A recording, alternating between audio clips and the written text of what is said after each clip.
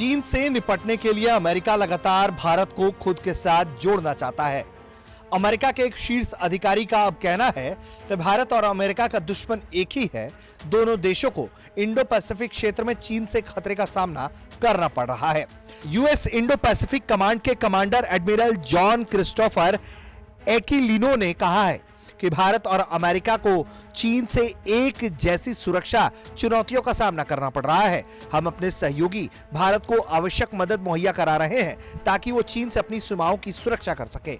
उनका कहना है कि भारत के डिफेंस इंडस्ट्रियल बेस को तैयार करने में भी वो मदद कर रहे हैं। एक्विलिनो का कहना है कि भारत के साथ उनकी साझेदारी महत्व रखती है।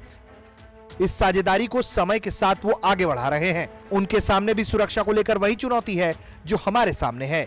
हमारे मूल्य भी समान है। एडमिरल एक्विलिनो ने कहा है कि भारत को उत्तरी सीमा पर बीते 9 या 10 महीनों में 2 झड़पों का सामना करना पड़ा है। उन्हें सीमा पर चीन की सेना से लगातार दबाव झेलना पड़ रहा है। दरअसल वो आर्म्ड सर्विस कमेटी के सदस्यों के सवालों के जवाब दे रहे थे। इस दौरान भारतीय मूल के अमेरिकी सांसद रॉ खन्ना ने उनसे एक सवाल पूछा जो चीन से मिल रही चुनौती से जुड़ा था। भारतीय मूल के सांसद रॉ खन्ना ने पूछा था कि औपनिवेशिक काल के बाद भारत और चीन के संबंध अच्छे थे। दोनों देश एशिया की आवाज बनकर उभर रहे थे, लेकिन उसके बाद ये संबंध बिगड़ गए।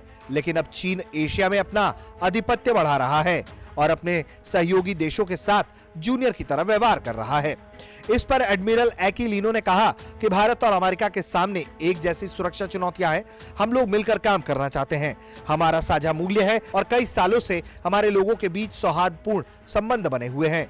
मेरी कुछ समय पहले रायसीना डायलॉग के दौरान जनरल अनिल चौहान से मुलाकात हुई थी। मैं बीते 2 सालों में 5 बार भारत आ चुका हूं। एक अन्य सांसद पैट्रिक रायन के सवाल का जवाब देते हुए एडमिरल ने कहा कि भारत हमारा अहम सहयोगी देश है।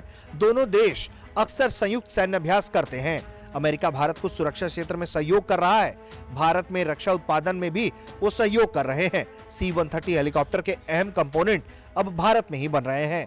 ब्यूरो रिपोर्ट, भारत तक।